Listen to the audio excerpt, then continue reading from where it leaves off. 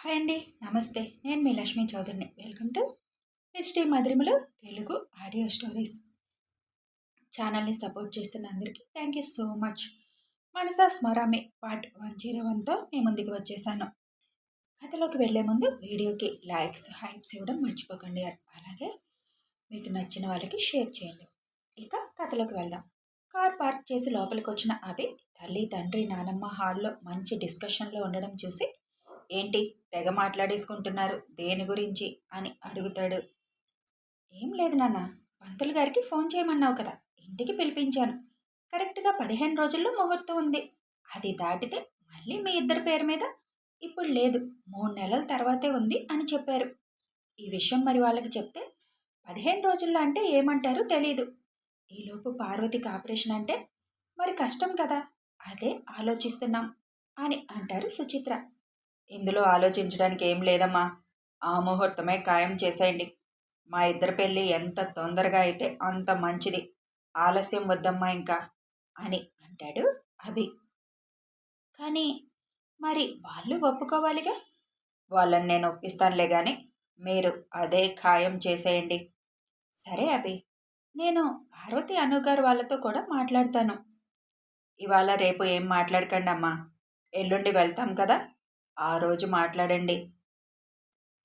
ఎదురుగా ఉండి అందరూ మాట్లాడుకుంటున్నప్పుడే వాళ్ళకి అర్థమయ్యేలా చెప్పొచ్చు. ఫోన్లో జరిగే పని కాదు అని అంటాడు అభి. అభి, వివేక్ ప్రాపర్టీ మొత్తం అవని పేరు మీదకి ట్రాన్స్ఫర్ చేసేస్తున్నాను. తన పుట్టినరోజుకి తనకి గిఫ్ట్గా అవి ఇవ్వబోతున్నాను అని అంటారు హర్ష గారు. 20% షేర్ వాళ్ళ తమ్ముడు ఆర్యన్ పేరు మీద రాయించండి నాన్న. తర్వాత తను ఇంకా ఎక్కువ ఇచ్చుకోవాలి అనుకుంటే అది తన ఇష్టం. కానీ ఇప్పుడు తను ఒక్కదానికే మీరు తీసుకెళ్లి చేతిలో పెడితే అవి తీసుకొని కూడా తీసుకోదు. అందుకే వాళ్ళకి భరోసాగా ఉంటుంది.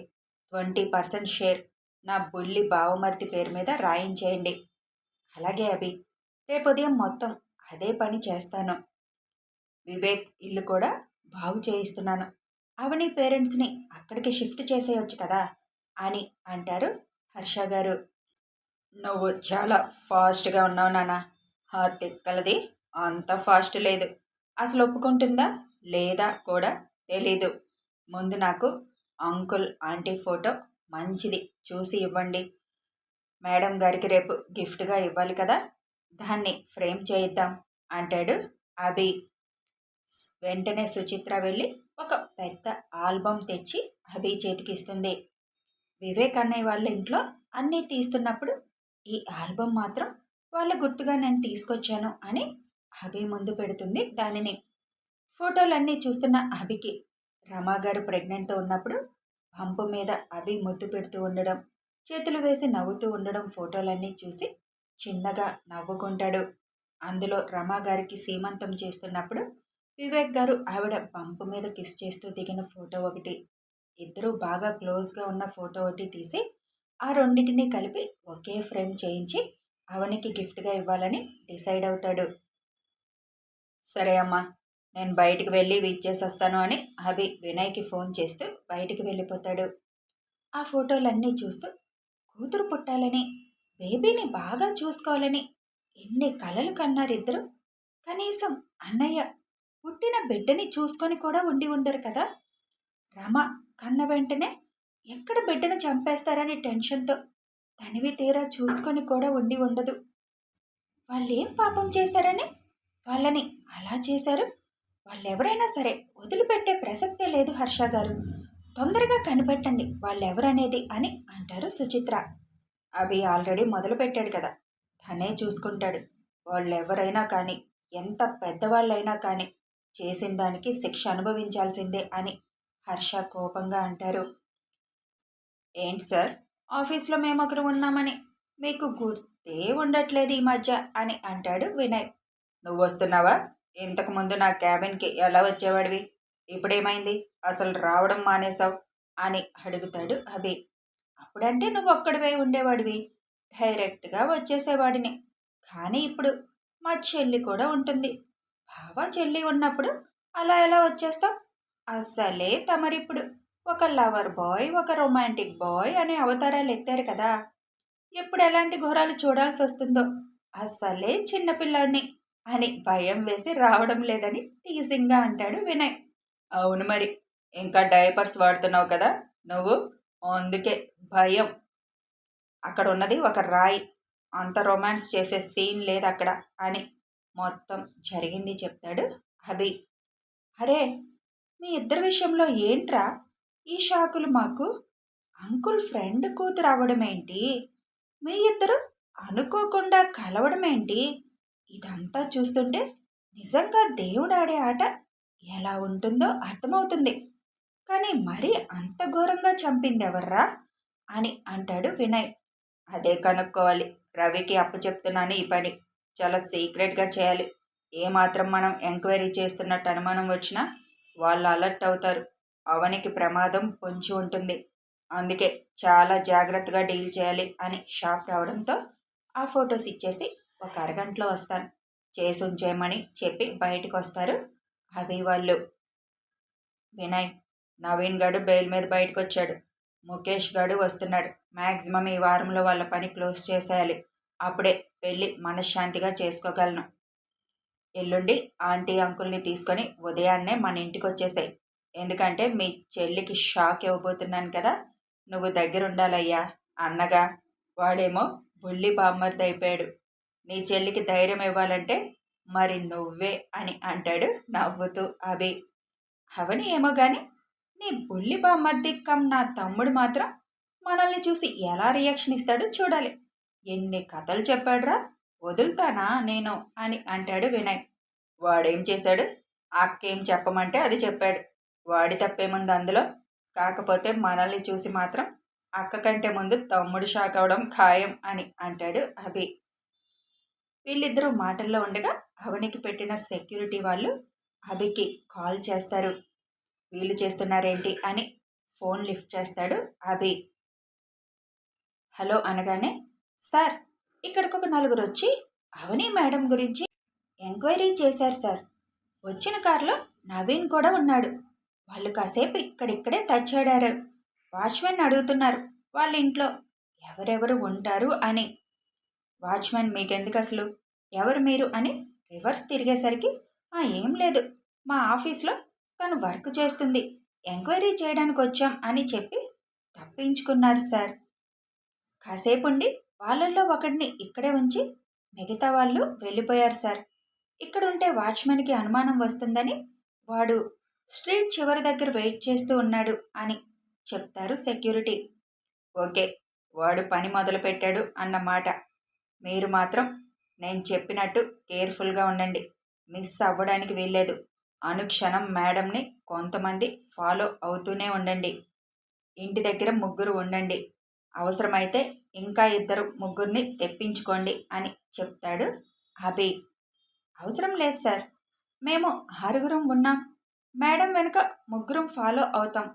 ముగ్గురు ఇంటి దగ్గర ఉంటారు. మీరు వాచ్మెన్కి చెప్పారు కాబట్టి మాకిక్కడ ఏం ప్రాబ్లం లేదు సార్. మేము జాగ్రత్తగా చూస్తూ ఉంటాము. మీకు ఎప్పటికప్పుడు ఇన్ఫర్మేషన్ ఇస్తూ ఉంటాం అని చెప్పి ఫోన్ కట్ చేస్తారు సెక్యూరిటీ వాళ్ళు. వాడి ఇంటి దగ్గర కాపలా పెట్టాడు. మరి రేపు మీరు వెళ్తే వాడికి విషయం తెలిసిపోతుంది కదా అని అడుగుతాడు వినయ్. వీడొక్కడే కాదు, కోమలి వాళ్ళ నాన్న కూడా స్పై చేస్తున్నాడు. నన్ను చేస్తున్నాడు అతను. నాకు అనుమానం వచ్చింది. ఆల్రెడీ ఎంక్వైరీ చేస్తే నా వెనక ఫాలో అవుతుంది వాడి మనిషే అని తెలిసింది. అందుకే ఇప్పటికి 2 సార్లు అవని వాళ్ళ ఇంటికి వెళ్ళినా వాళ్ళని రూట్ మార్చి వాళ్ళని డైవర్ట్ చేసి అవని వాళ్ళ ఇంటికి వెళ్ళాను. రేపు వెళ్ళినా అలాగే వెళ్ళాలి అనుకున్నాను. కానీ ఇప్పుడు వీడు ఇంటి దగ్గరే కాపలా కాశాడు. వాడిని 4 కుమ్మితే సరిపోతుంది, కానీ ముఖేష్ గాడిని ట్రాప్ చేయాలంటే మనకేమీ తెలియనట్టే ఉండాలి. మనం అలర్ట్ అయ్యామని తెలిస్తే వాళ్ళు తప్పించుకొని పోవడానికి చూస్తారు అంటాడు అభి. మరేం చేద్దాం, ఎల్లుండి ప్లేస్ మార్చుదామా అని అడుగుతాడు వినయ్. ఆహా లేదు, ప్రభాకర్ మనుషుల్ని సైడ్ చేసుకున్నట్టే వీడిని కూడా సైడ్ చేయడమే. ఎవరింటికి వచ్చారో తెలియకుండా మేనేజ్ చేసేయాలి.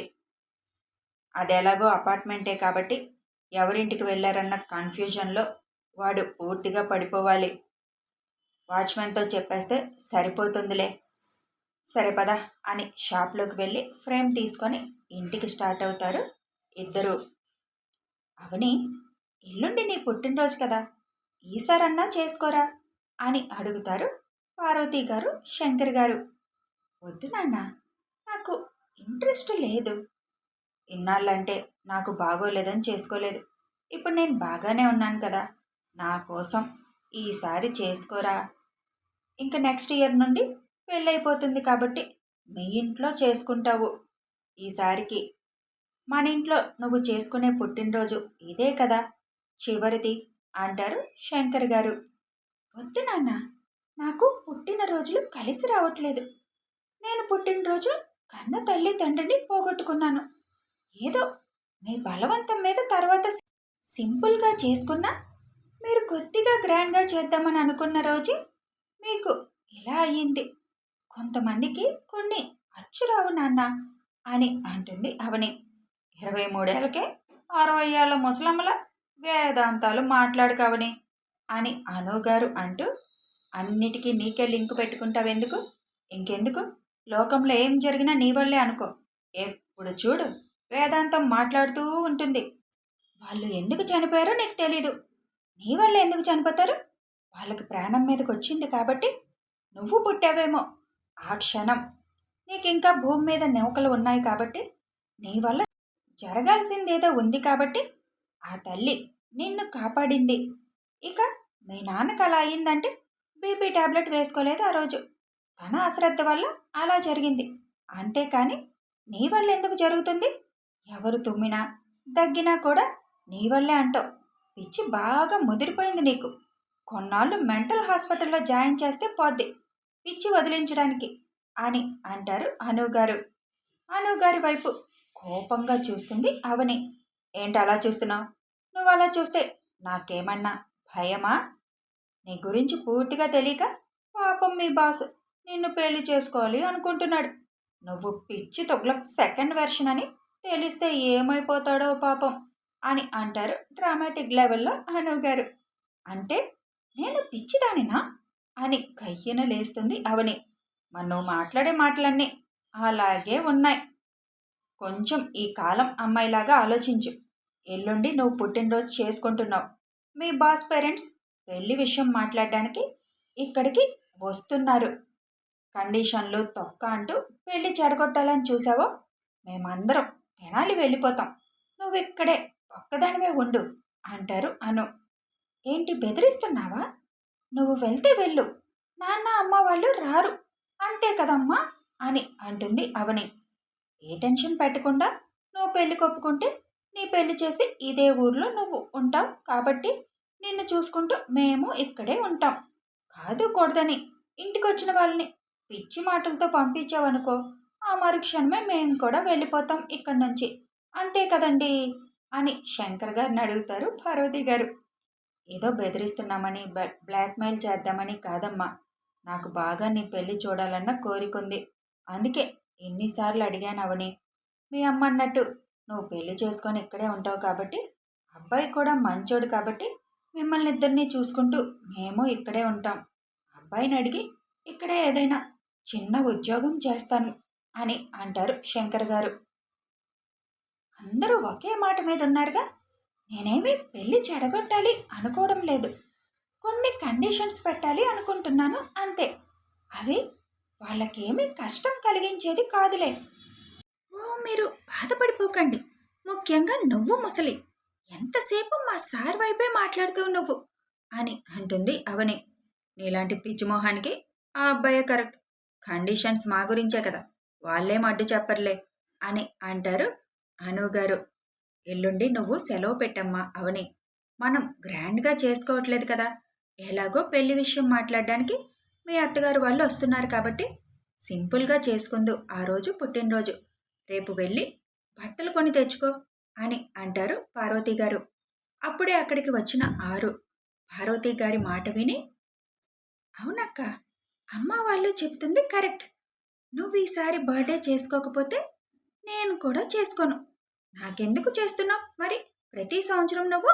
ఇక నుంచి నేను కూడా మానేస్తాను అని అంటాడు ఆరు. ఓకే, ఇంకా ఆపేయండి అందరూ. నేను పుట్టినరోజు చేసుకుంటాను. బట్టలు కొత్తవి ఉన్నాయిలే నాన్న, ఇప్పుడు కొనవసరం లేదు అని అంటుంది అవని. నువ్వు వెళ్ళి పడుకో ఆరు, ఇంకా చాలా టైం అయింది అని అంటుంది. ఓకే అక్క, గుడ్ నైట్ అని చెప్పి ఆరు వెళ్ళిపోతాడు లోపలికి. అవని, నీ తల్లిదండ్రుల గురించి తెలుసుకోవాలని కానీ వాళ్ళెందుకు చనిపోయారని తెలుసుకోవాలని కానీ నీకెప్పుడూ అనిపించలేదా అని అడుగుతారు ఆనవ్ గారు. కథ కొనసాగుతుంది. మరి అవని మనసులో ఏముంది తెలుసుకోవాలని ఉందా లేదా, ఏం చెప్తుంది తెలియాలి అంటే రేపటి వరకు వెయిట్ చేయండి. ఇక వీడియో నచ్చితే ఒక లైక్ చేయండి, షేర్ చేయండి, కామెంట్ రూపంలో మీ అభిప్రాయాలు తెలపండి, సబ్స్క్రైబ్ చేసుకొని సపోర్ట్ చేయండి. Thanks for watching.